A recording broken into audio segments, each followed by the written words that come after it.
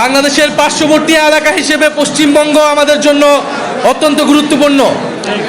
সেই নির্বাচন তাদের অভ্যন্তরীণ বিষয়, কিন্তু নির্বাচন নিয়ে আমরা এই জন্য কোনো কথা বলতে চাই না।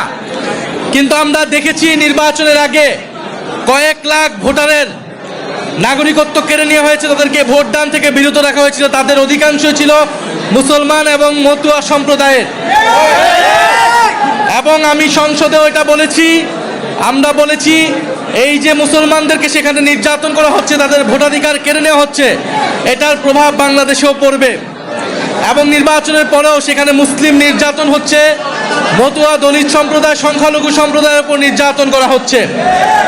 আমরা একটা কথা সুস্পষ্টভাবে বলতে চাই, আপনাদের উদ্দেশ্যে বলতে চাই, পশ্চিমবঙ্গের এই নির্বাচনের ফলাফলের পরে বাংলাদেশের দায়িত্ব অনেক বেড়ে গিয়েছে। বাংলাদেশকে দায়িত্বশীল আচরণ করতে হবে। বাংলাদেশের স্বাধীনতা, সার্বভৌমত্ব, এদেশের হিন্দু, মুসলমান, বৌদ্ধ, খ্রিস্টান সকলের নিরাপত্তা এবং নাগরিক অধিকার নিশ্চিতের দায়িত্ব আমাদেরকে নিতে হবে। এবং আমাদের শত্রুপক্ষ যারা বাংলাদেশ বিরোধী, বাংলাদেশের স্বার্থ বিরোধী, তারা নানা উস্কানি দিবে, নানা সাম্প্রদায়িকতা ছড়ানোর চেষ্টা করবে, তারা নানা প্রোপাগান্ডা করবে। আমাদেরকে এই বিষয়ে সচেতন থাকতে হবে।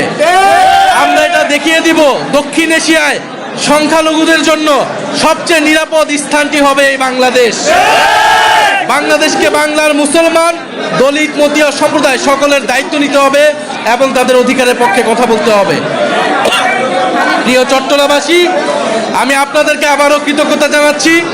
আজকে যারা নতুন করে যোগদান দিচ্ছেন এবং এইখানে অলরেডি যারা আছেন, যারা কেন্দ্রীয় নেতৃবৃন্দ আছেন, সবাইকে একটাই প্রতিজ্ঞা করতে হবে, আমরা নিজেদের মধ্যে কোনো দ্বন্দ্ব রাখবো না।